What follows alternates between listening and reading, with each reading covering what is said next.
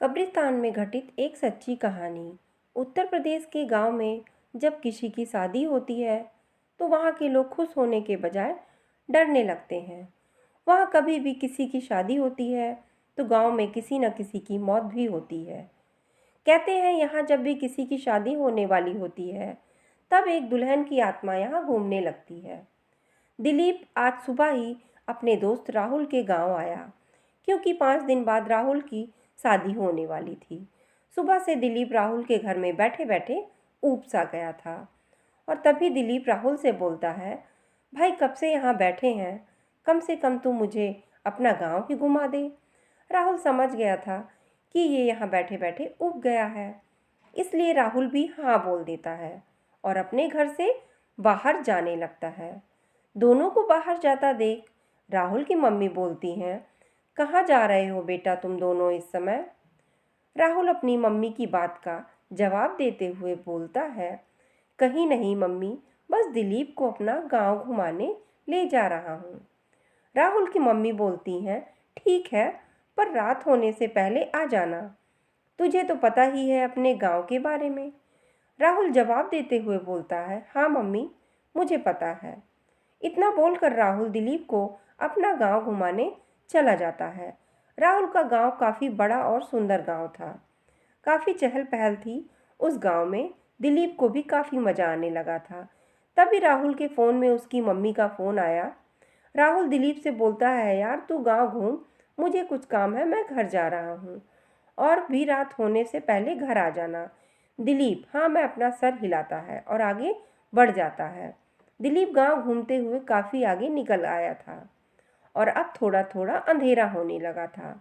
अब दिलीप भी घर जाने को चलता है, पर वो रास्ता भूल गया था। दिलीप राहुल से रास्ता पूछने के लिए अपना फ़ोन अपनी जेब से निकालता है और अपनी किस्मत को कोसते हुए कहता है, यार 1% बैटरी बची है, काश बात होने के बाद ही स्विच ऑफ हो।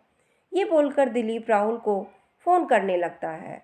दूसरी ओर से राहुल फ़ोन उठाकर गुस्से में बोलता है, अबे यार कहाँ है तू, अभी तक गांव में रात को घूमना सही नहीं। दिलीप राहुल की बात का जवाब देते हुए बोलता है, भाई पहले मेरी बात तो सुन ले, मैं यहाँ दिलीप को इतना ही बोला था। तभी दिलीप का फ़ोन स्विच ऑफ हो जाता है। दिलीप फिर आगे जाने लगता है और सोचता है, कहीं से भी अभी रास्ता पूछ लूँगा। यही सोचते हुए दिलीप आगे तो बढ़ जा रहा था, पर उसे कोई नहीं दिखता। दिलीप को यह देखकर बड़ी हैरानी होती है, क्योंकि तभी थोड़ी ही देर पहले इस गांव में काफ़ी चहल पहल थी, पर पूरे गांव में सन्नाटा सा छा गया। अब दूर दूर तक कोई नज़र नहीं आ रहा था। दिलीप इधर उधर देखे ही जा रहा था, पर वो राहुल के घर का रास्ता नहीं ढूंढ पा रहा था। रास्ता ढूंढते हुए दिलीप को अब लगभग 2-3 घंटे हो गए थे।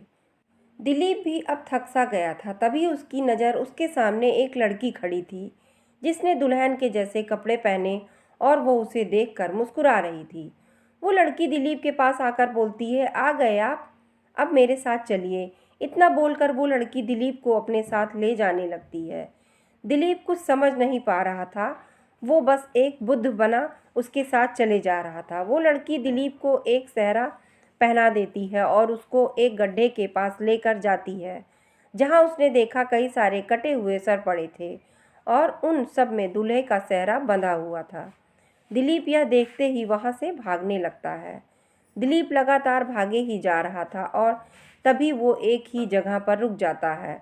वो इसलिए रुका था क्योंकि उसके सामने बिना सर वाले लोग खड़े थे और उन सब में दूल्हे के कपड़े पहने थे।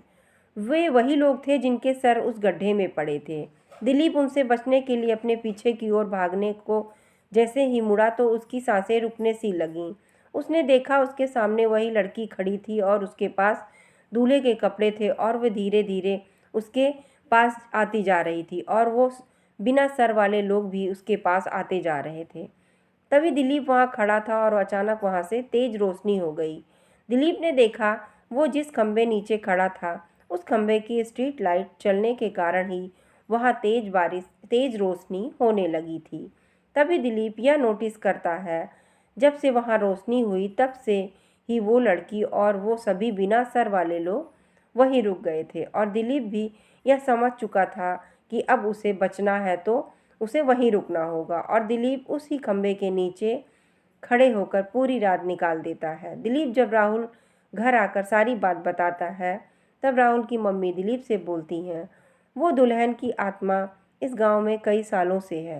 कहते हैं उस लड़की की जिस दिन शादी होने वाली थी उस दिन उसका कत्ल किसी ने कर दिया था, और वो जब भी इस गांव में किसी की शादी होती है तो किसी न किसी की जान जरूर लेती है।